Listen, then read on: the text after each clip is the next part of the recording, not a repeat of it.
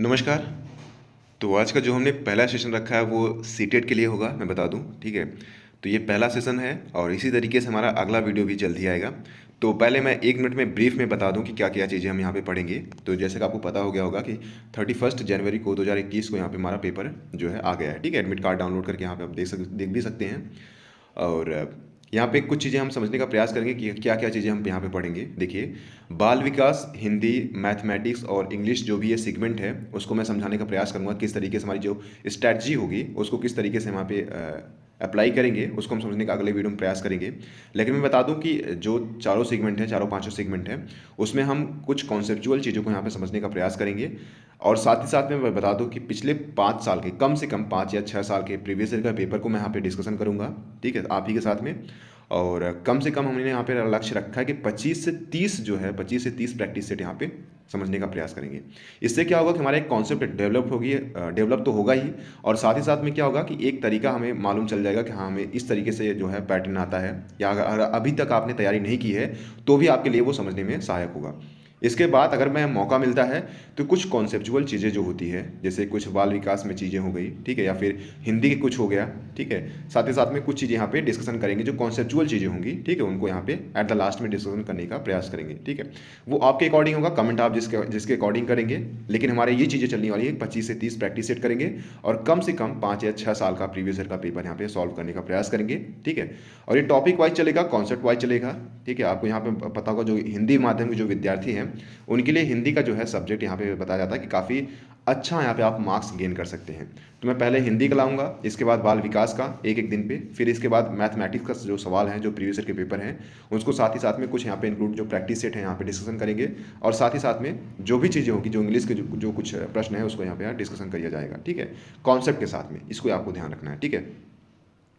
अब देखिए, कुछ यहाँ पे मैं बता दूं कि जो रियलिटी है सीटेट की, कि देखिए कुछ चीज़ें आपको कॉन्सेप्ट में समझना है, कुछ चीज़ें आपको रट लेनी है। हालांकि मैंने जहाँ तक प्रीवियस ईयर के पेपर को पढ़ा है, एनालिसिस किया है, तो उसमें मैंने ये चीज़ें पाई हैं कि जैसे क्या हो गया कि बाल विकास में आपको क्या करना है कि कॉन्सेप्ट वहाँ पर लगता है। जब आप प्रश्न को पढ़ेंगे तो इसके अकॉर्डिंग ही आपका माइंड इस तरीके से डेवलप हो जाए, और वो डेवलप कैसे होगा, वो प्रैक्टिस सेट के माध्यम से डेवलप होगा, ठीक है। अब क्या होगा, जब आप प्रैक्टिस सेट सॉल्व करते हैं तो बाल विकास ऐसा प्रश्न है, ऐसा सेगमेंट है जिसको आप प्रश्न पढ़ करके वहाँ पे सोल्यूशन निकाल सकते हैं। अब मैं हिंदी की बात करूँ तो हिंदी में कुछ ऐसे सेगमेंट है जहाँ पे आपको रटना पड़ता है, अधिकतर रटना पड़ता है। और जैसे कुछ ग्रामेटिकल चीज़ें हैं जो कि आपको कॉन्सेप्ट समझना होता है, जैसे समास हो गया, संधि हो गई, तो ये चीज़ें आपको समझनी है। जबकि पर्यायवाची शब्द हो गया, तो ये चीज़ें क्या हैं, ये आपको रटनी है। इंग्लिश में भी वही चीज़ें हैं, कॉन्सेप्टुअल आपको अगर नॉर्मल आपने पढ़ाई की है तो हो जाएगा। नॉर्मली यहाँ पे कहा जाता है कि अगर आपने एनसीईआरटी कंप्लीट कर ली है तो एनसीईआरटी मोर देन इनफ होता है। अगर आपने नहीं पढ़ी है तो डोंट वरी, अभी तो हम ही हैं, ठीक है। साथ ही में पढ़ाई करेंगे, पूरी की पूरी चीज़ें यहाँ पे डिस्कशन करेंगे, बस आपका साथ चाहिए, ठीक है। एट द लास्ट तक आप वीडियो देखिएगा, और जो भी कॉन्सेप्चुअल चीज़ें होंगी जो अभी आपने यहाँ पे अटेम्प्ट किया है उसको यहाँ पे आप बता सकते हैं। और प्री कॉन्स जो भी आपको यहाँ पे चीज़ें आप जो बताना चाहें तो आप उसके माध्यम से, कमेंट बॉक्स के माध्यम से बता सकते हैं। अगर आप हमसे पर्सनली जुड़ना चाहते हैं तो इंस्टाग्राम के माध्यम से आप हमसे जुड़ करके जो भी आपके प्रश्न है वो पूछ भी सकते हैं, ठीक है। तो आज हमारा पहला सेशन है, तो आप लोगों का साथ जो है वो मुझे चाहिए एट द लास्ट तक, ठीक है, मैं यही हर वीडियो में कहूँगा। और चलिए स्टार्ट करते हैं। पहला हमारा जो प्रश्न है हिंदी का ही है, हमने सेगमेंट लिया है। तो पहला प्रश्न है इसमें, ये देखिए, ये प्रीवियस ईयर पेपर में जो भी हमने यहाँ पे प्रश्न लिए हैं, तो मैं यहाँ पे जो है टॉपिक वाइज पढ़ूंगा। पहले हिंदी का मैं लूँगा, फिर बाल विकास का लूँगा, फिर मैथमेटिक्स का लूँगा, फिर क्या करूँगा, फिर इंग्लिश का लूँगा। फिर मैं क्या करूँगा कि चारों को इंक्लूड करके जब मैं समझूंगा कि आप एबल हो गए हो सॉल्व करने के लिए, तो मैं चारों को एबल करके जो है प्रैक्टिस सेट बनाऊंगा। और इसके बाद क्या करूँगा, इसके बाद हम प्रीवियस ईयर के पेपर को सॉल्व करेंगे। इसके बाद हम क्या करेंगे, अगर आपको कोई भी ऐसा सेगमेंट है जैसे बाल विकास आपको समझ नहीं आता तो उसका कॉन्सेप्चुअल टॉपिक वाइज हम यहाँ पे पढ़ाने का प्रयास करेंगे, ठीक है। जल्दी से जल्दी, जितना जल्दी वीडियो यहाँ पे आ सकता है आएगा। पहला हमारा प्रश्न है कि जिसमें पहला पद संख्यावाचक हो और जो किसी समूह विशेष का बोध कराए उसे क्या कहते हैं। एक ऐसा पद जिसका पहला पद क्या हो, संख्यावाचक हो और किसी समूह का बोध कराए, इसको आपको एग्जाम्पल जो है कमेंट बॉक्स में बताना है। तो वो द्विगु समास होता है, ठीक है। द्विगु समास, द्वंद्व समास में काफ़ी कंफ्यूजन होता है, जैसे और लग गया तो क्या हो गया, द्वंद्व हो जाता है। द्विग में क्या होता है, पहला पद संख्यावाचक का बोध कराता है और किसी समूह का, ठीक है, और जो किसी समूह का विशेष का बोध कराए, ठीक है, इस तरीके से। जैसे चौराहा में कौन सा समास है, इसको आपको कमेंट बॉक्स में बताना है। पहला क्वेश्चन मैं बता दिया। दूसरा क्वेश्चन है निर्भय शब्द में उपसर्ग है। देखिए निर्भय मतलब क्या होता है, एक उपसर्ग होता है एक प्रत्यय होता है। तो क्या होता है कि उपसर्ग जो है वो आगे लगता है, प्रत्यय पीछे तरफ लगता है। तो क्या होता है कि ये ऐसे शब्द होते हैं जो किसी विशेष शब्द में लगकर उसकी जो है रूप परिवर्तन करके एक विशेष अर्थ निकाले। जैसे भय में अगर हम निर लगा दें तो क्या हो जाएगा, निर्भय हो जाएगा। ठीक है, इसको यहाँ पे ऑप्शन हमारा ए जो होगा वो सही हो जाएगा। वही मैं बात करूं, अगला प्रश्न हमारा है क्वेश्चन नंबर 3 जो है हमारा कि कृत प्रत्यय किन शब्दों के साथ जुड़ते हैं। तो जो कृत होता है, जो कृत प्रत्यय होता है वो क्रिया पदों के साथ में, क्रिया शब्दों के साथ में जुड़ते हैं। ठीक है, इसको ऑप्शन ए जो हमारा सही हो जाएगा।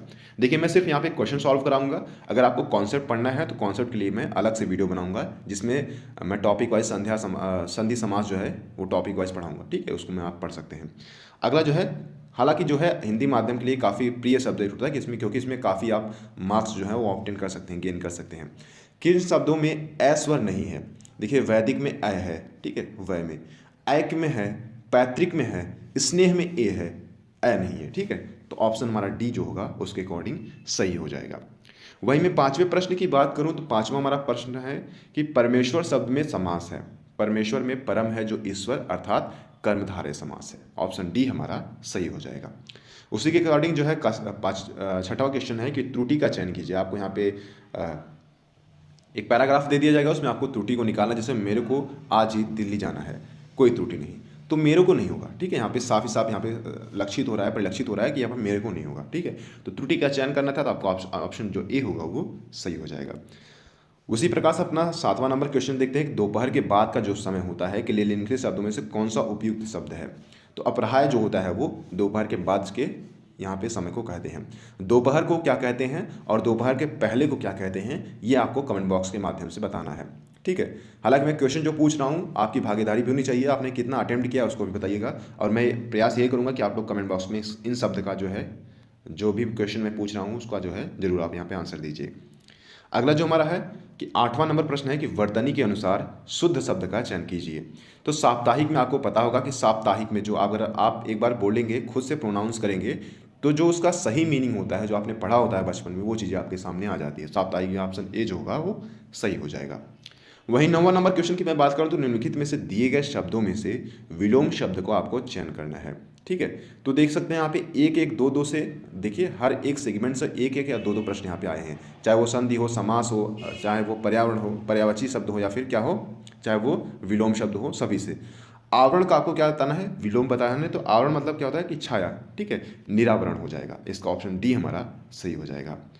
अगला 10वां नंबर प्रश्न है कि सिंह शब्द का तत्सम क्या है। तो सिंह मतलब होता है, सिंह जो है यहाँ पे पूछा गया कि तत्सम जो होता है मतलब जो संस्कृत से हूबहू कॉपी कर लिए जाते हैं उसे हम जानते हैं तत्सम कहते हैं। तद्भव जो हम अपनी बोलचाल की भाषा में यूज करते हैं तो सिंह हो जाएगा। ठीक है, 11 नंबर हम देख लेते हैं कि दिए गए विलोम शब्द को आपको चयन करना है। तो नूतन को आपको विलोम शब्द जो है वो पुरातन हो जाएगा। ठीक, ऑप्शन डी हमारा सही हो जाएगा। वहीं 12 नंबर प्रश्न देखते हैं कि निर्भर शब्द में संधि कौन सी है। तो निर्भर में कौन सी संधि है ये आपको बताना है। तो निर्भर में विसर्ग संधि है। ठीक है, अगर आपने संधि पढ़ी है तो वो अच्छी बात है क्योंकि आपको समझ में आ रहा होगा। अगर नहीं पढ़ी है तो डोंट वरी, हम यहाँ पे समझने का प्रयास करेंगे। एट द लास्ट में हम बताऊंगा अभी कॉन्सेप्ट के साथ में। अगला जो हमारा प्रश्न है 13 नंबर कि देवनागरी लिपि की उत्पत्ति किससे हुई है। तो देवनागरी लिपि की जो उत्पत्ति हुई है वो बाहवी से हुई है। ऑप्शन हमारा ए जो होगा वो सही हो जाएगा। वहीं 14 नंबर की मैं बात करूं तो यश कैसा शब्द है। तो यश जो है वो तत्सम शब्द है। ठीक है, ये आपको ध्यान रखना है। तत्सम और तद्भव शब्दों में आपको इस चीज़ों को ध्यान रखना है। अगला जो हमारा शब्द है वो अगला और आखिरी जो है प्रश्न हमारा है कि किन शब्दों के खंडों का कोई अर्थ नहीं होता। तो जो रूढ़ शब्द होते हैं उनके अगर शब्दों को अगर हम खंड खंड में विभाजित कर दें तो उनका कोई अर्थ नहीं होता। ठीक है, इस तरीके से एट द लास्ट में एक 30 सेकंड आपकी और लेना चाहूँगा। ठीक है, देखिए यहाँ पे ये चीज़ें हमने डिस्कशन की है और लगातार वीडियो आएगा। ठीक है, आप लगातार वीडियो से अटैच रहिए। मैंने बता दिया है कि टॉपिक वाइज पहले हिंदी का, फिर बाल विकास का, फिर इंग्लिश का, फिर हिंदी का, मैथ का, इस तरीके से हम यहाँ पे सॉल्व करेंगे। फिर चारों को कंपाइलेशन में प्रैक्टिस सेट के रूप में हम यहाँ पे देखेंगे। Practice set in the sense कि आप समझ लीजिए एग्जाम हॉल में ही बैठे हैं, मैं वेट करूंगा 10 सेकंड, फिर आप अपना आंसर दीजिएगा। एट द लास्ट में आपको बताना है कि हाँ इतने हमारे जो है सही हुई है, इतनी हमारी गलत हुई है। उसके अकॉर्डिंग आप खुद का जो मूल्यांकन कर सकते हैं। ठीक है, इसके बाद क्या करेंगे जो है प्रीवियस ईयर के पेपर को डिस्कशन करेंगे और इसके माध्यम से पूरा कॉन्सेप्ट हमारा क्लियर हो जाएगा। साथ ही साथ में अगर आपका इसके बाद भी कॉन्सेप्ट क्लियर नहीं होता है तो हम क्या करेंगे, कॉन्सेप्चुअल क्लास चलाएंगे जिसमें मैराथन हो सकती है। तो मैं एक बार हिंदी का ले लूँगा, 4 घंटे 5 घंटे जितनी भी होती है, सारे सेगमेंट को क्लियर कर देंगे। ठीक है। मैथ का ले लेंगे जो भी टॉपिक हैं, फिर बाल विकास का ले लेंगे 4 से 5 घंटे मैराथन, यानी 5 या 6 क्लासेस में आपके सारे का सारा कंप्लीट कॉन्सेप्चुअल के साथ ही कंप्लीट हो जाएगा। लेकिन क्लासेस तभी चलेंगी जब आपकी डिमांड आएगी, ठीक है। तो thank you so much, keep loving, keep supporting and keep stay with us. Thank you so much.